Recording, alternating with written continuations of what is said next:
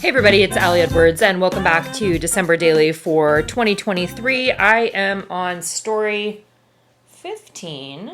Yep, story 15. And one of the things, a very simple everyday thing that happens in December, or that has happened, is our camellia blooming. And this is a big bush that we have in our backyard, and it always makes me so happy because our yard right now is really bare, right? It's the sticks, of the season of sticks, right? I don't know if you guys have heard, there's a song, Noah Kahan, I think it's called The Season of Sticks, something about sticks, where it's that time after the leaves have fallen and before spring or before snow or something, where it's just a lot of sticks. Anyway, our yard is a lot of sticks, and it's this green bush with beautiful pink blooms on it in the middle of December. And I don't think we're going to get snow this year. Some of you guys that have been around a long time always hear me talk about wishing for snow. We live in the Willamette Valley area of Oregon, and we get snow every other December, every few Decembers. It's not a guarantee, and it doesn't look like it's going to be cold enough this year, which is probably partly why this camellia is even happier. So I printed out a photo that can go on the back of my story from yesterday. This is where I had the journaling there. I think I'm just going to leave this and not do anything on the back of it. I feel fine with that. What I am going to pair this with is a 6x8 page protector. I'm going to use another one of these journal cards, and I'll use this opportunity today to show you exactly how I printed on here. I know I talked about that a couple days ago. I think it was in story 13 when I used this, and I showed the coming out of the printer, but I didn't actually show my setup. So I'll do that in today's video. I've got one of the vellum cards with the wreath up there, and I'm kind of thinking that might be a nice flow into this guy over here for tomorrow potentially. And then this is this is from that stamp set. You guys saw that I used this yesterday. This was something that I had already stamped when the stamps first came out, when I was just making some marketing samples. But here's another one that I did. So again, this is using the circle stamp set, and it has the great little sentiments on it. And I'm kind of thinking I might just add this on here and either handwrite 15 or put the number 15 or something like that on there. And that today will be a pretty simple story related to the flower there. So I'm going to go ahead and go over to my computer, show you how I set up the journaling on a card like this. I almost always start with measuring. I have multiple rulers here so that I can measure things before I go back over to my computer. In this case, obviously I know it's a 4x6 journaling card, but then I like to measure, okay, it's about 3 inches. 3x6 is the space that I have for my actual journaling to fit in there. So I'm going to go to the computer, I'm going to set up a 4x6 canvas, and then I'm going to create a text box that will be about 3x6, and I'll remember the margins, and then I'll run that through the printer. So I'll show you that process over at my computer. All right, so I have Photoshop open on my desktop here, and I'm just going to use that. This is an easy way to do this. I am going to create a canvas that is 4x6. We're going to go 6x4 at 300 dpi. I'm going to keep, actually it could be white. It doesn't really matter. Let's do white on the background. This time it might just be easier to see. I have rulers turned on so I can see where those kinds of things are. I'm going to use a guide actually in this case. So we know that this is a 4x6, and we know when I just measured the card of the area that I want to journal on that it was 3x6. So if I put my guide right there, I know that this is the area that I have below.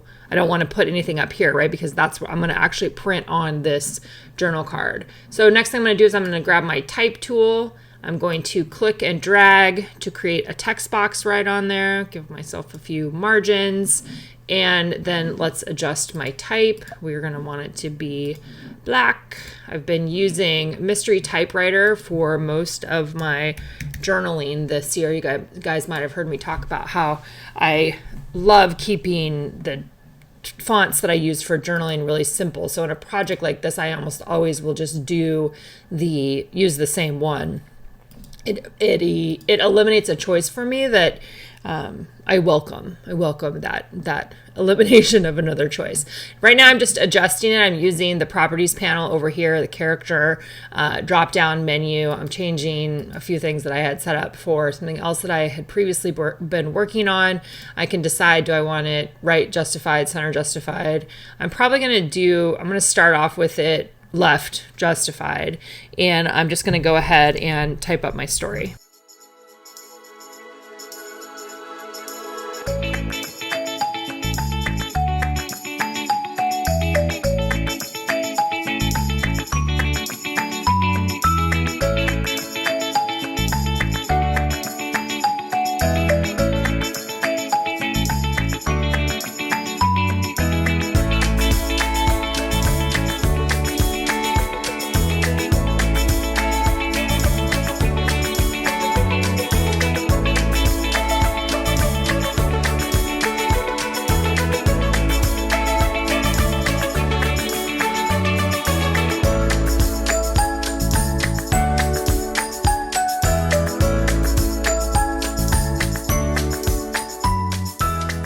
Okay, so once I have the text that I want essentially in there, I'm going to change the leading. So that's a space between the lines. So I can come over here in that character drop down, and let's change it. There's 14. I have at 10 point type right now. 16 looks good. Okay. So I'm not filling in all the space. That's always going to be something that you can choose to do or not do.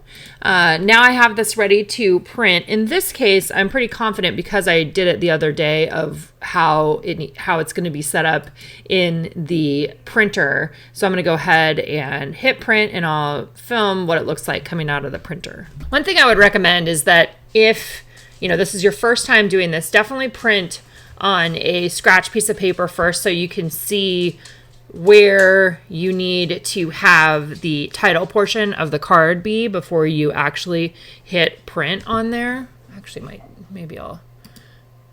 that's going to be good. Okay, so I'm going to go ahead and hit print, and we're going to change the settings on here. We're going to put it on the Epson PM400. We're going to change the paper size to 4x6 borderless.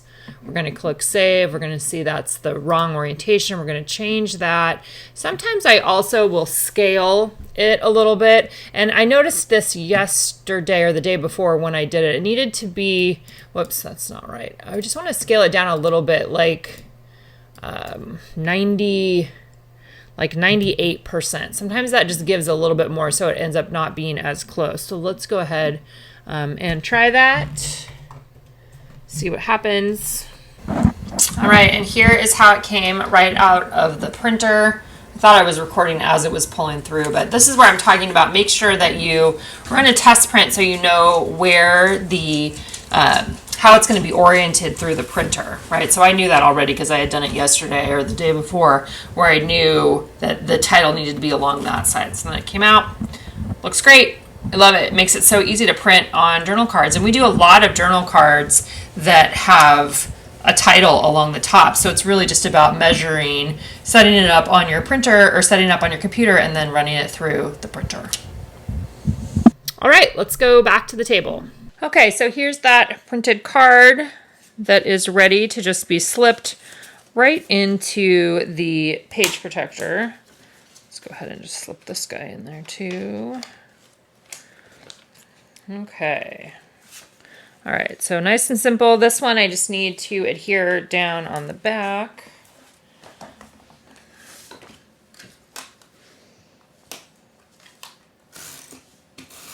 Somebody asked me yesterday about why I choose red line tape sometimes versus the rolling adhesive.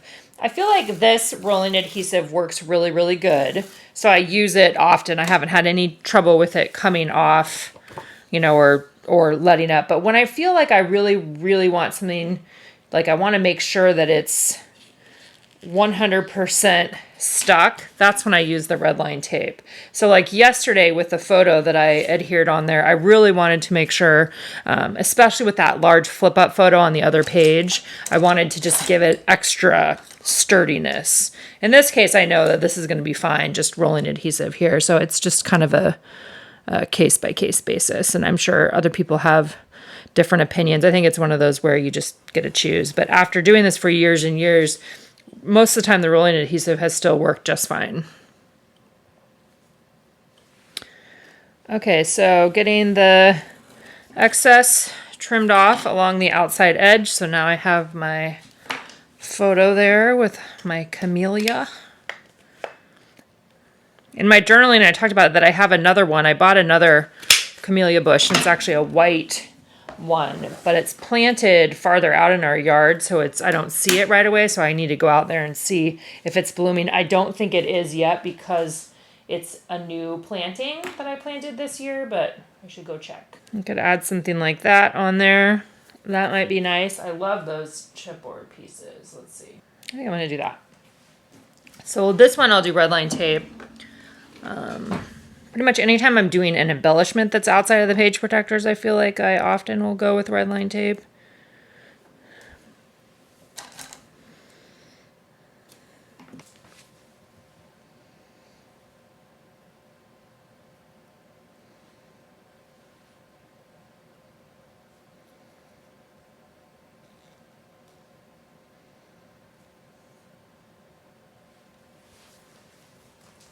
Okay, so the last thing here that I want to do is I want to add this on to that guy there.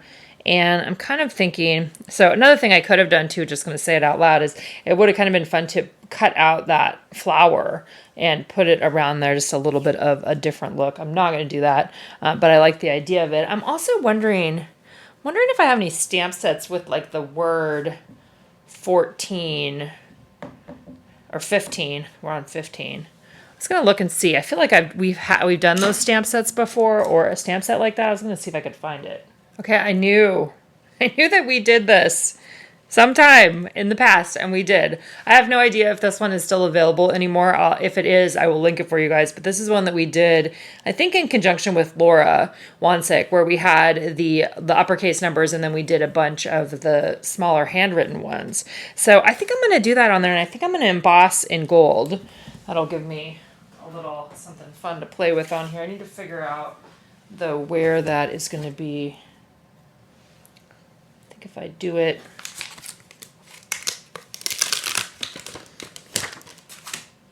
and yes, this is another one of those things too, right? That I could handwrite it on there. Like I could use the foil quill. Lots of different ways that you can achieve a similar look on something like this, but I'm going to go ahead and emboss it because that sounds fun. All right, for embossing, I used Versamark embossing ink, which is what I am doing right there. It comes out clear, and I'm stamping it right onto the circle there and having it go up a little bit over the top of the previously stamped portion. I'm using gold embossing powder from Ranger and a snappy tray. That's where I dump the embossing powder into. I often also will just grab a dry paintbrush to remove any of the extra powder that might get stuck on there, the embossing powder. So I just kind of look at it like that. And then I use a heat gun to set it in place. It essentially melts it on there. If you've never had the fun experience of playing with embossing powder, it's a really fun way to use stamps. Next, I am going to add a little bit of adhesive. You can see that I did already put a gold brad on there as well. I'm not sticking it through to the other side. I just used it as I like the look of it there. I'm going to trim off the bottom part, and then I felt like I could have had the 15 down a little bit lower on where I stamped it. It could have been down a bit. But to fill in that space, what I decided to do was grab one of the sentiments off the sentiment stamp set this year, the 4x6 sentiments, the one that says Happy Hearts. And I stamped it once, and then I was like, I don't really love that. So I think I just wanted to fill in the space a little bit more. So I'm repeat stamping Happy Hearts right there, and then using that sticky note to be able to have it go off the edge a little bit. I'm going to bring it over to the other side and let it do that there. So there's some variation in terms of where the things are stamped. But I really like how that ended up looking on there. All right, there we go. A wonderfully simple story for story 15 in 2023. We'll see you guys back here again tomorrow.